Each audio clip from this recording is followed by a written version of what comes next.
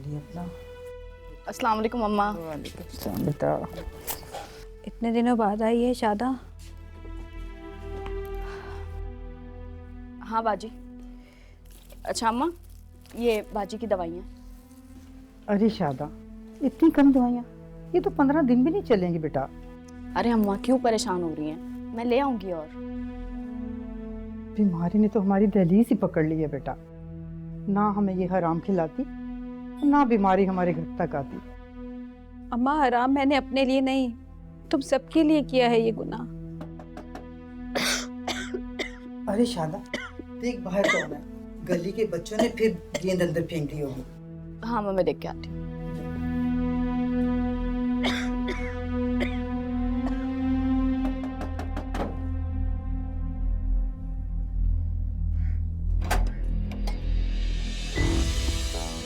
साहब जी आप?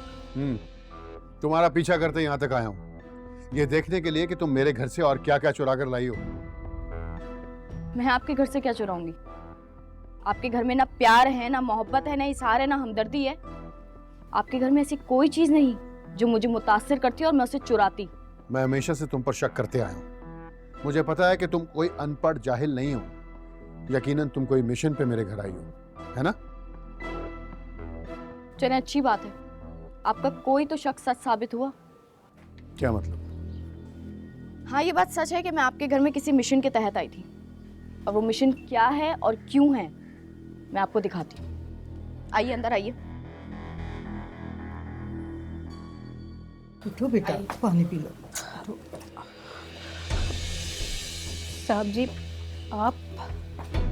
अच्छा, अब समझ में आया कि शादा को हमारे घर पर किसने भेजा। नहीं साहब, आप मेरी बात तो सुने। पहले तुम चोरी करके फरार हो गई और बाद में इसको भेज दिया वारदात के लिए। मैं तुम दोनों को अभी पुलिस के हवाले करता हूँ। अच्छी बात है, कर दीजिए पुलिस के हवाले हम दोनों बहनों को। लेकिन एक बात याद रखिएगा, हमारे साथ आपकी बेटी भी जेल जाएगी। मेरी बेटी? जी, माना कि हम मजबूर थे, गरीब हैं, इसका ये मतलब तो नहीं कि हमारी मजबूरी का नाजायज फायदा उठाया आपकी बेटी। उसने खिलौना बनाकर इस्तेमाल किया है मेरी बहन का। साहब मैं बताती हूँ आपको, आपके दोस्त जवाद साहब के घर पे मैं काम करती हूँ और मेरी बेटी रेशमा आपके घर पर, और मेरी बेटी शायदा MBBS के पहले साल में है साहब। शाहिदा, तुम MBBS की फर्स्ट ईयर की स्टूडेंट हो? जी, और इसकी तालीम की खातिर मैंने अपना ज़मीर, अपनी तरबियत का खून कर दिया। हमारी माँ ने हमेशा मेहनत मजदूरी करके हमें पाला। मैं बचपन से पढ़ना चाहती थी, लेकिन मजबूरी की वजह से पढ़ ना सकी। लेकिन अपनी बहन को मैंने मेहनत से कमा कर पढ़ाया, मगर इसके दाखिले के लिए हमारे पास पैसे नहीं थे। और यही वो दिन था जब आपकी बेटी ने हमारी मजबूरी खरीद ली। उस दिन जब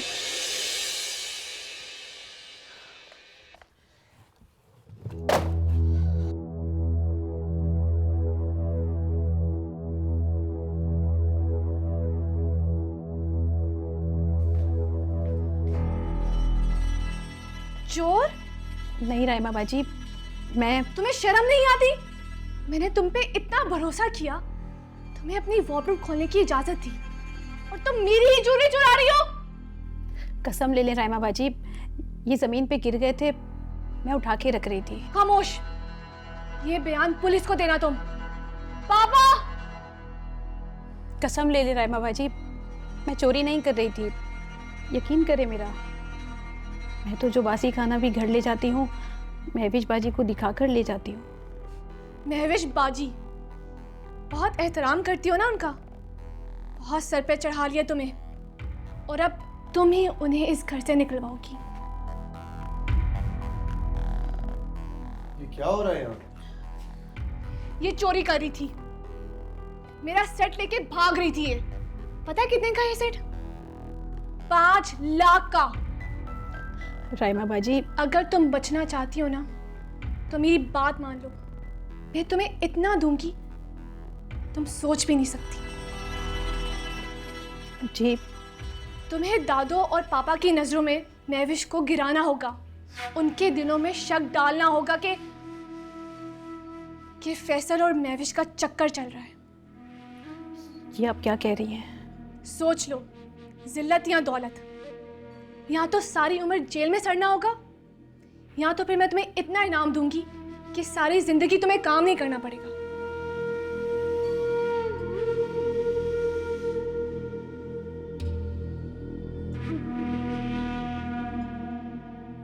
बोलो। मैं आपका साथ दूंगी, मगर आपको ये हार मुझे अभी देना होगा। ठीक है, लेकिन जमानत के तौर पे मुझे अपने फ़ोन से तुम्हारा बयान लेना होगा कि चोरी तुमने की है। अगर पापा ने महविश को घर से निकाल दिया तो मैं तुम्हें फ़ोन भी दे दूंगी। मुझे मंजूर है।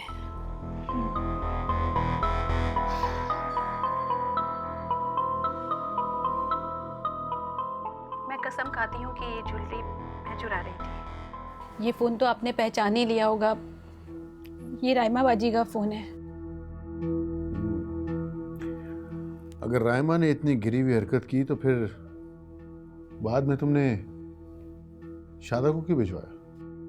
अम्मा ने जब बताया कि जवाद साहब के दोस्त के घर मासी की ज़रूरत है और आपका नाम लिया, तो मैं और शादा चौंक पड़े, क्योंकि शादा को मैंने बता दिया था कि मैं ही वो बदबख्त हूँ जो महविश बाजी को घर से निकालने में मददगार साबित हुई। शादा ने उसी दिन अहद कर लिया था कि वो आपके घर जाकर आपकी आंखों पर पड़े पर्दे को हटाएगी और महविश बाजी को घर लेकर आएगी। साहब जी, महविश बाजी बहुत अच्छी हैं, उनका फैसल से कोई ताल्लुक़ नहीं है। उन दोनों के दरमियान जो गलत फहमी डाली है वो राइमा बाजी ने डाली है। महविश बाजी बेकसूर हैं, आप उन्हें घर ले आएं। साहब, आप अपना घर ना उजाड़े। आप रेशमा को जो सज़ा देना चाहते हैं दे दे, ये इसका गुनाह है। और वैसे भी ये तो टीबी की मरीज़ा बन चुकी है साहब। इसीलिए मैंने सोचा कि मैं आपकी वाइफ को वापस आने में मदद कर दूं। शायद इसी में मेरी बहन की गलतियों का कफ़ारा हो जाए और उसकी तबीयत थोड़ी ठीक हो जाए। तुम लोग फिक्र मत करो, तुम्हारी नेकी ज़ाया नहीं जाएगी, तुम्हारा इलाज भी होगा और शाहिदा डॉक्टर भी बनेगी। मैं ये फ़ोन लेके जा रहा हूँ।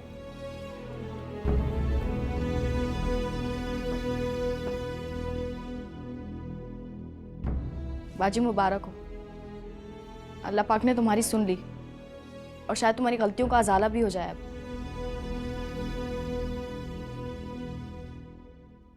मामा, अब मैं पापा के साथ नहीं रहूंगा, ये रहूंगा आपके पास। नहीं बेटा, पापा को ऐसे नहीं कहते। देखो पापा कितने अच्छे हैं, आपको यहाँ ले आए मुझसे मिलवाने के लिए। अब आप पापा की मर्जी के खिलाफ कोई काम मत कीजिएगा। मगर मामा, आप भी मेरे साथ चले ना। नहीं अजान, मैं आपके साथ नहीं चल सकती, लेकिन आपका जब दिल चाहे आप मामा से मिलने आ सकते हो। महविश, मेरी बात सुनो। नानो, आप मामा से कहना कि मेरे साथ चलें। हाँ बेटा, तुम्हारी मामा तुम्हारे ही साथ जाएंगे। मैंने यही कहने आई थी। महविश, इधर आओ, मेरी बात सुनो। अम्मी मैं मेरी बात सुनो। जी। अजान बेटा, आप खाना खाओ, मामा नानू की बात सुनकर अभी आते हैं।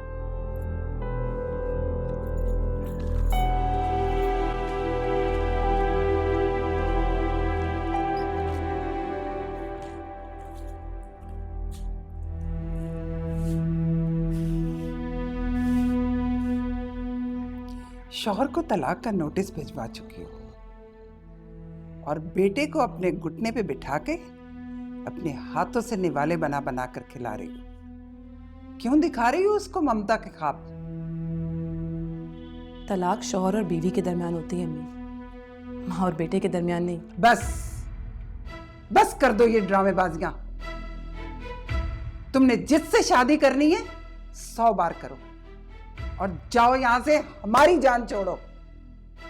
मुझे किसी से कोई शादी नहीं करनी है। बस कर दो ये चालाकियां। अजीम से तलाक ले रही हो, सब जानती हूं क्यों।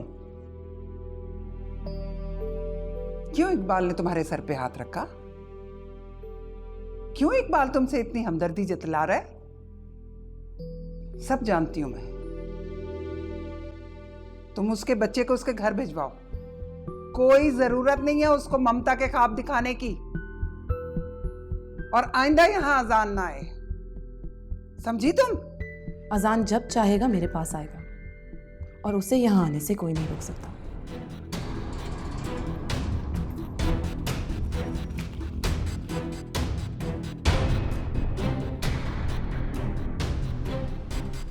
देखो फैसल, अगर हमारा बेटा हुआ ना तो बिल्कुल ऐसा होगा।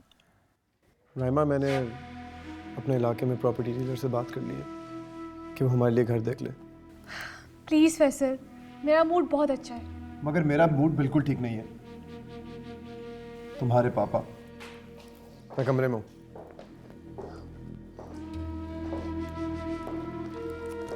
पापा, आप अजान को लेके हॉस्पिटल गए थे, कहाँ है वो?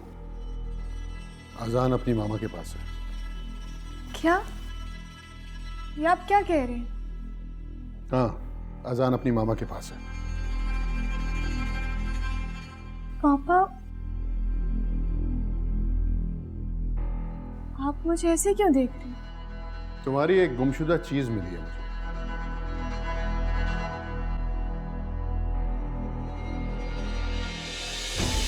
ये तुम्हारा ही है ना? हाँ पापा, लेकिन ये तो गुम हो गया था। आपको कहाँ से मिले?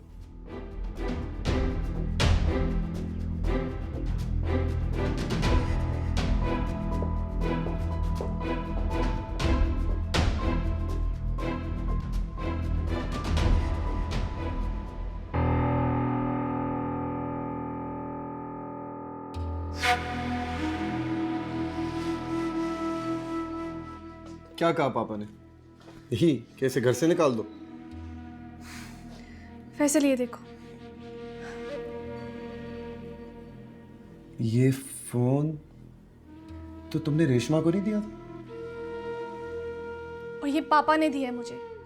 क्या? इसका मतलब है पापा को रेशमा ने? नहीं, ऐसा नहीं हो सकता है। वो तो खुद उस दिन गांव चली गई थी। तुम छोड़कर आई थी उसे गांव? मैं तुम्हें बता रहा हूं, अगर बात मुझ तक आई तो मैं सब कुछ सच सच बता दूंगा, मगर मैं और जिल्लत बर्दाश्त नहीं करूंगा। प्लीज फैसल, चुप कर जाओ। सब कुछ उल्टा हो रहा है। तुम्हें पता है, पापा अजान को महविश के पास छोड़ आए हैं। इसका मतलब है कि महविश का सब्र रंग ले आया। फैसल, मैं इस घर से जा रहा हूं। मुझे अगर आज रात किसी रेलवे स्टेशन में भी जाकर सोना पड़े ना तो मैं सो जाऊंगा, क्योंकि अब जो होने वाला है ना वो बहुत भयानक है। बहुत बुरी सजा मिलेगी हम दोनों को इस चीज की। तुम्हारी भूल है फैसल। पापा मुझे कुछ नहीं कहेंगे। वो मेरे आंसू नहीं देख सकते हैं। वेट, मैं अभी आती हूँ।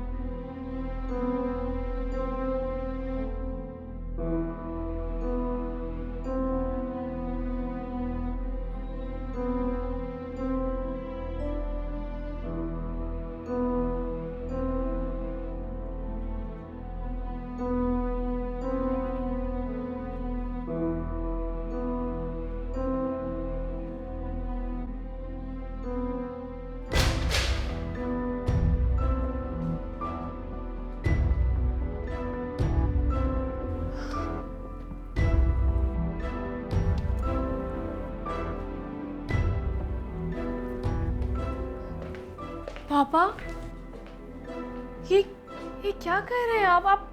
आपने मेरी मामा की पिक्चर फेंक दी? हाँ, फेंक दी मैंने, और तुम्हें भी अपने दिल से निकाल दिया है। पापा, मत कहो पापा मुझे। आइंदा से मेरा और तुम्हारा कोई ताल्लुक नहीं है।